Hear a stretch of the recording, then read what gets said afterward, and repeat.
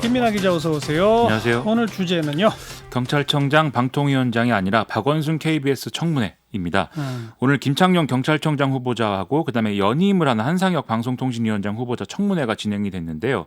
이게 뭐 개인 신상이라든지 뭐 이런 뭐 의혹 뭐 이런 것보다는 최근 현안에 좀 질의가 집중되는 듯한 그런 모습이었습니다. 네. 특히 김창룡 경찰청장 후보자 청문회는 이 현직 경찰총수 청문회 같은 그런 분위기로 보이기도 했는데요.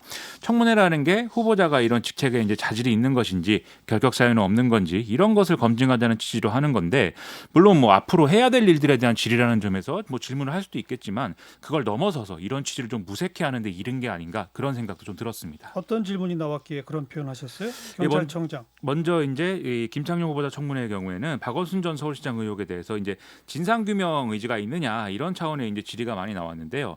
이 김창룡 후보자는 이 진상 조사의 필요성 이런 것들은 공감한다면서도 이 피고소인인 박원순 전 시장이 사망을 해서 지금 존재하지 않는 상황이기 때문에 공소권 없음 조치가 이제 불가피하다 이렇게 설명을 했습니다. 가령 이제 특별법이나 이런 입법 조치를 통해서 피고소인이 없는 사건 수사를 진행을 하더라도 최종적으로는 경찰 수사 내용이 실체적 진실에 부합하는지 이걸 재판을 거쳐서 확정을 해야 되는데, 그렇죠. 이 재판 절차가 불가능하기 때문에 공소권 없음 조치가 타당하다라고 얘기를 했습니다. 거기에 무슨 반론도 있었어요? 일부 의원들이 이제 뭐 이춘재 사건 이런 거를 거론하면서 공소시효가 만료된 일부 사건의 경우는 공소권 없음 처분에도 불구하고 수사를 통해서 진상규명을 시도한 전례가 있지 않느냐 뭐 이렇게 얘기를 했는데요. 하지만 여기에 대해서 김창룡 후보자는 이 용의자가 뭐 용의자나 피의자가 존재를 하면 경찰 수사가 가능한데 그렇지 않은 경우는 수사 자체가 불가능하고 법에도 그런 경우에는 수사 종결을 하도록 되어 있다 이렇게 설명했습니다. 예. 그리고 이춘재 사건과 같은 경우도 용의자가 협조에 불응을 했다면 이 수사는 불가능했을 것이다라고 이제 덧붙였습니다.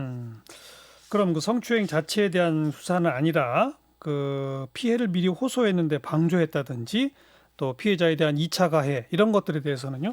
이 김창룡 후보자는 현재 경찰 수사가 박원순 전 시장의 변사 자체에 대한 수사, 그리고 2차 가해에 대한 수사, 그리고 이제 방조범과 관련된 수사 이렇게 세 갈래로 이루어지고 있다 이렇게 설명을 했는데요. 예. 여기서 방조범 수사와 관련해서는 법 규정이 허용하는 한도 내에서 철저히 수사해서 진상을 규명하겠다 이렇게 대답을 했습니다. 여기서 법 규정이 허용하는 한도라는 것은 이 방조 혐의의 경우에는 직접 범행의 어떤 법적 사실관계 이런 것들이 확정이 돼야 이제 수사가 가능하다 이런 이제 좀 그런 거냐 아니냐에 대한 논란이 좀 있기 때문에 이 점을 이제 거론한 것으로 보입니다. 그리고 아마 야당이 제일 많이 물고 늘어질 것은 경찰이 박 시장한테 알려준 거 아니냐. 그렇죠. 고소당한 사실을. 그렇습니다. 이거 아닐까요? 일단 이 김창룡 후보자는 이 부분과 관련해서는 검찰의 고소 고발이 접수돼 있으니까 일단 검찰 판단을 지켜보고 경찰 수사를 진행할 것이다 이렇게 얘기를 했습니다. 그러면서 현재까지는 경찰에서 유출된 정황은 없는데 만일 그런 게 있다면 합당하고 엄정한 조치를 취할 것이다라고 얘기를 했는데요. 오늘 이 청문회 자리에서 새로운 사실이 이제 밝혀졌습니다. 뭐죠? 권영세 미래통합당 의원이 이 고소인 즉 피해자의 변호사가 고소장을 접수한 약 2시간 전에 서울청에 전화를 해서 이것은 중요 사건인데 경찰이 좀 수사를 해야 된다 이렇게 좀 경찰이 사건을 인지하도록 한 것으로 확인이 됐다라는 건데요. 예. 그런데 이렇게 이제 그 변호사가 이 전화를 한 이후에 서울시의 임순영 젠더 특보가 이 한 30분에서 한 1시간 후에 박원순 전 시장에게 가서 혹시 실수한 게 있느냐 이렇게 물은 것으로 파악이 된다. 그러면 이 좀 연관관계가 이제 유출을 해볼 때 이 유출은 경찰에서 이뤄진 것으로 판단할 수 있는 거 아니냐 이렇게 이제 따진 건데요. 김창룡 후보자는 그런 내용은 이제 보고받은 적 없다 이렇게 얘기를 했습니다. 네. 또 그 고소 사실을 청와대에 보고한 것 이거는요. 경찰이 피해자 조사도 마치지 않은 상황에서 급하게 청와대에 보고한 이유가 뭐 다른 게 있느냐 이렇게 좀 질문이 나왔는데요. 일단 김창룡 후보자는 사회의 이목을 집중시키는 중요 사건에 대해서는 발생 단계에서 보고하는 것으로 돼 있다 이렇게 설명을 했습니다. 예. 다만 경찰의 외부기관 보고를 명시적으로 규정한 규칙 이런 거는 뭐 없기 때문에 이에 대해서는 향후에 명확히 규정하는 방안을 검토하겠다 이렇게 설명을 했는데요. 또 청와대에 보고될 경우에 그 사안에 대해서 뭐 청와대가 따로 수사 지휘를 하는가 뭐 이런 질의도 있었는데 그런 경우는 자신은 경험해 보지 못했다라고 답을 했습니다. 네. 김창룡 후보자가 부산경찰청장 출신이잖아요. 그렇습니다. 오거돈 전 시장 얘기는 안 나왔어요? 이게 오거돈 전 시장이 범행을 한 시점하고 그다음에 총선 이후에 이제 자기 범행 사실을 밝히면서 사퇴 의사를 표명한 시점 사이에 좀 차이가 있지 않습니까? 예. 그래서 그 사이에 혹시 경찰이 범행 사실을 알고 있었던 거 아니냐 이 질문이 나왔는데 일단 김창룡 후보자는 몰랐다고 답을 했습니다. 그리고 오거돈 전 시장이 총선 끝나면 사과하고 사퇴하겠다 이런 이제 피해자에 대한 약속을 문재인 대통령이 과거 대표 변호사를 맡았던 법무법인 부산에서 이제 공증 검증을 받고 뭐 이런 과정이 있어서 맞아요.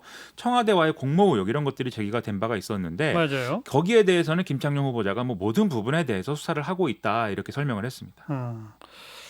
그다음에 한상혁 방송통신위원장 청문회는 어떤 얘기들이 나왔어요? 여기서 먼저 이제 KBS 수신료 인상 필요성 여기에 대한 질의가 나왔는데요. 일단 한상혁 후보자는 수신료 현실화 필요성은 분명히 있다라면서 이 재원 구조에 대한 본질적인 논의를 해야 할 상황이다라고 답을 했습니다. 다만 이제 공영방송의 자구 노력이라든지 개혁 방안 이런 게 전제가 돼야 한다 이런 단서를 달기는 했는데요.